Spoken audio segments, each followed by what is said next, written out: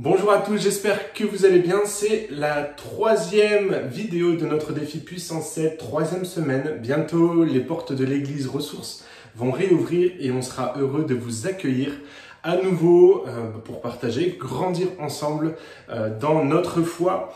Le thème de cette semaine, c'est « Mon âme espère en l'Éternel ».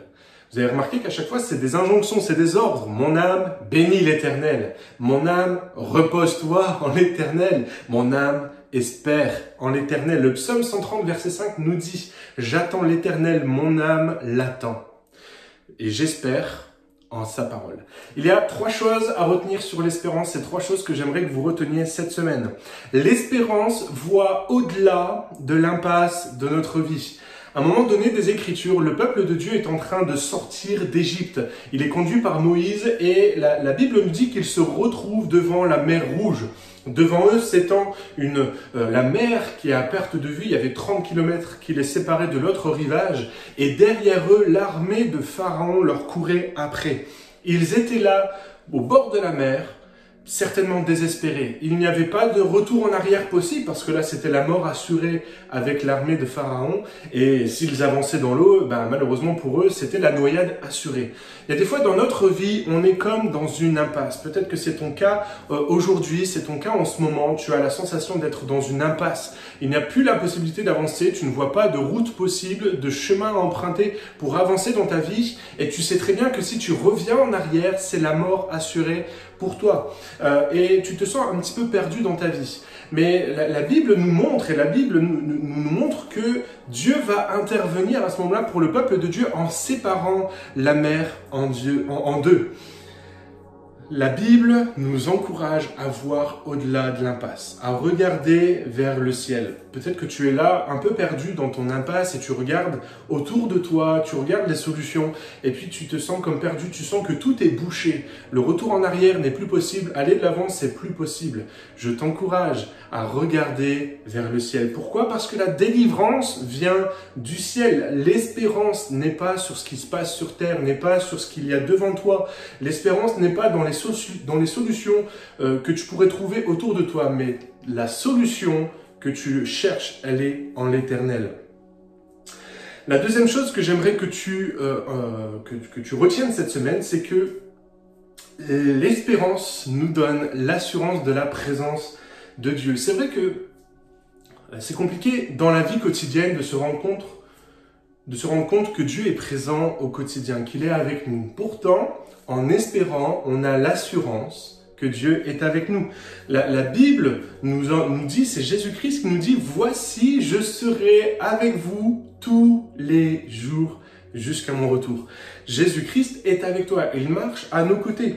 Et la Bible nous dit que Dieu pourvoit à chacun de nos besoins. Le repas que tu as pu prendre ce matin ou ce midi ou ce soir, c'est Dieu qui te le donne. La maison dans laquelle tu habites, c'est Dieu qui te la donne. La vie que tu as, c'est Dieu qui te la donne. C'est Dieu qui est présent avec toi et qui t'accompagne dans ton quotidien.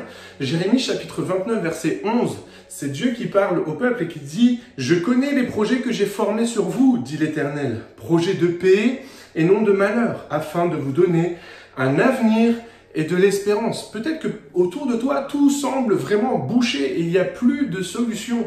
Mais Dieu connaît les projets qu'il a formés pour ta vie et il veut te donner un avenir plein d'espérance, un avenir plein de bonheur. Je le répète souvent, mais la volonté de Dieu pour nos vies, pour chacune de nos vies, elle se situe dans le psaume 23.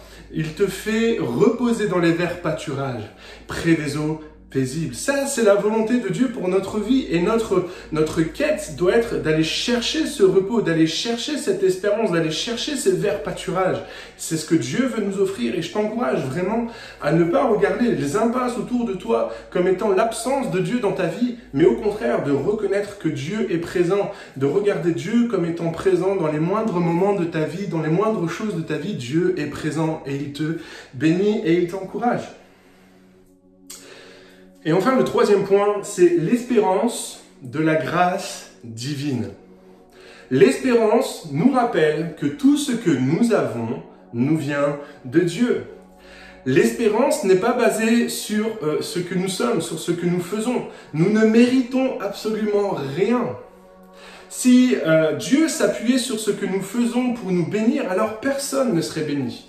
Si Dieu s'appuyait sur ce que nous faisons pour nous offrir à manger, pour nous donner un toit, pour nous donner un travail, pour nous donner de l'argent, pour nous donner tout ce qu'il nous donne, alors personne ne serait béni.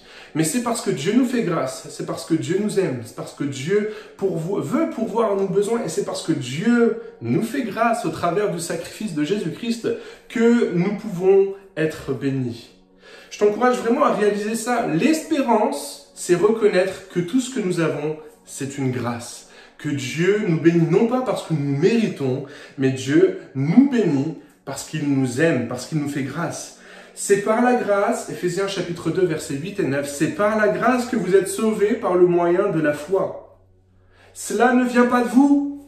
Vous n'y êtes pour rien.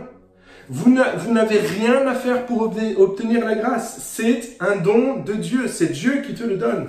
Ce n'est pas par les œuvres que vous êtes bénis de façon à ce que personne ne se glorifie. J'aimerais vraiment encore une fois t'encourager, te rappeler que ton espérance, elle est au-delà de l'impasse. Peut-être que tu es dans cette impasse, comme le peuple de Dieu devant la mer Rouge, que tout semble bouché autour de toi, qu'il n'y a plus de retour en arrière possible. J'aimerais t'encourager à regarder au-delà, à regarder vers le ciel, à regarder ton Dieu et à dire, Seigneur, maintenant j'espère en toi. Je crois que la délivrance va venir de toi. Je crois que la solution va venir de toi. Je crois, Seigneur mon Dieu, que tu vas te saisir de cette impasse et tu vas créer un chemin dans cette impasse. Tu vas créer un chemin dans la mer Rouge comme il l'a fait avec le peuple hébreu. Je t'encourage à vivre l'espérance comme étant la promesse que Dieu est avec toi chaque jour, qu'il t'accompagne. Il ne t'a pas abandonné dans cette impasse. Tu n'es pas seul dans cette épreuve. Dieu est avec toi, il est au contrôle et il va te bénir. Et j'aimerais t'encourager en te rappelant, encore une fois, que c'est par grâce que tu peux espérer en l'Éternel. Parce que si ça venait de toi, tu ne mériterais rien.